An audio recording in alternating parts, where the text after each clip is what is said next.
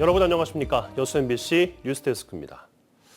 전기차 수요가 늘면서 광양만권을 중심으로 2차 전지 산업이 폭발적으로 성장하고 있습니다.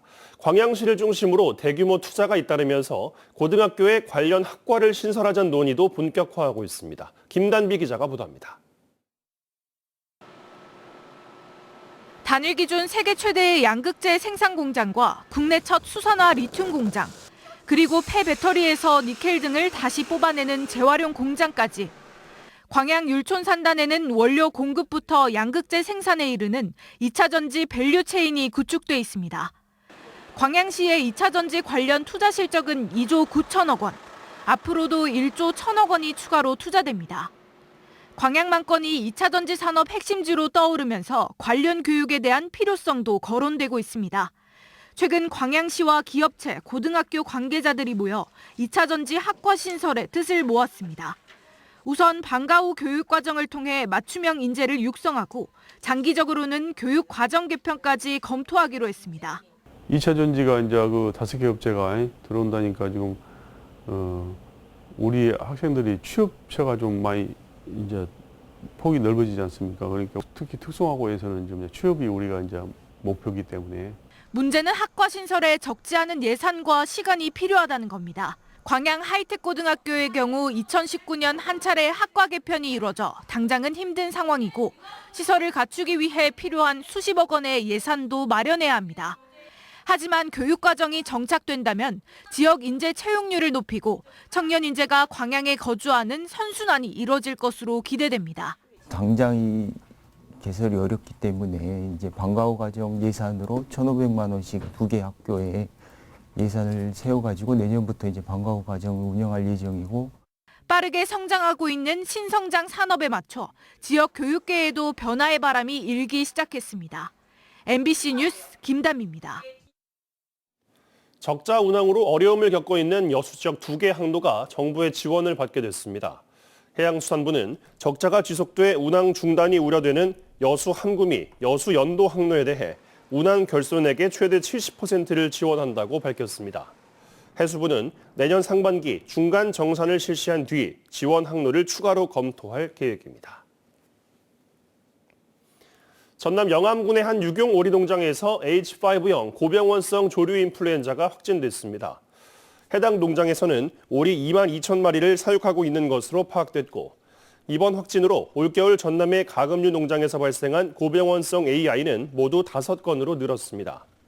전남도는 초동 대응팀을 투입해 추입 통제와 예방적 살처분, 역학조사 등의 조치를 실시하고 바이러스 접촉 가능성이 있는 철새 도래지 등의 출입 금지와 외부인 농장 출입 통제 등 방역수칙 준수를 요청했습니다.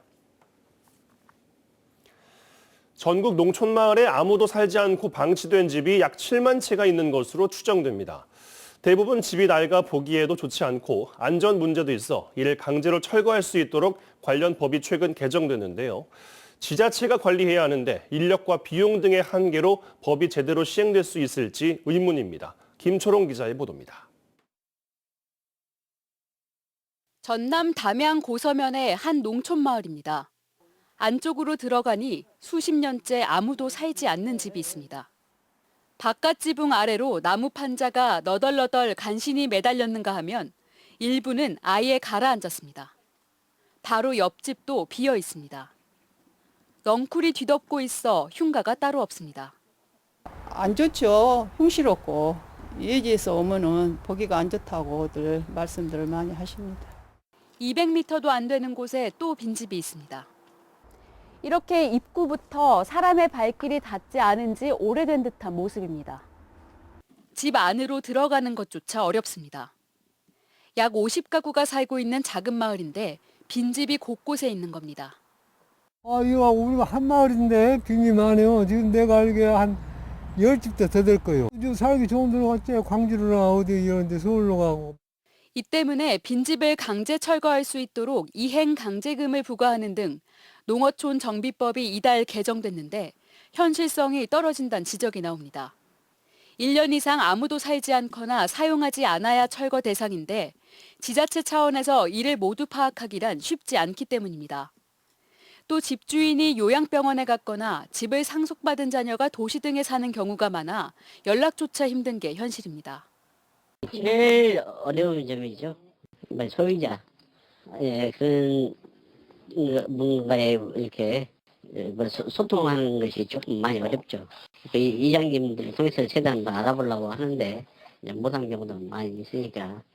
농림축산식품부는 농촌의 정주 여건 개선 사업 등을 연계하고 관련 예산을 확대할 계획이라고 밝혔습니다.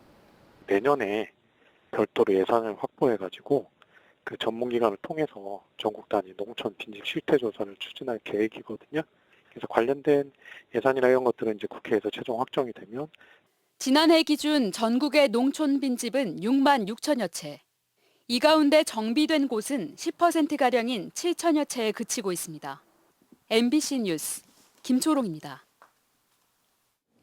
밤사이 전남 동부 지역에도 눈이 내리면서 항공기 운항에 일부 차질이 빚어졌습니다. 한국공항공사에 따르면 오늘 오전 여수 제주 노선 2편과 여수 김포 노선 1편이 결항했다가 오후부터 정상 운항이 이루어졌습니다.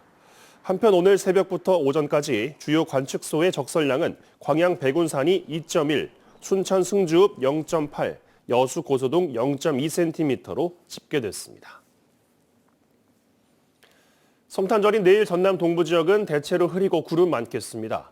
낮 최고 기온은 고흥이 7도, 여수 광양 6도, 순천 5도로 오늘과 비슷하겠습니다. 바다의 물결은 남해서부 앞바다에서 0.5에서 1.5m, 남해서부 먼바다에서는 1에서 2m로 일겠습니다. 전남 동부 지역에는 수요일 오전까지 구름이 많이 끼겠고 이후 맑은 날씨를 보이다 주말부터는 다시 흐릴 것으로 전망됩니다. 전남 도민들의 우울감 경험률은 낮은 반면 만성질환 치료율은 높은 것으로 나타났습니다.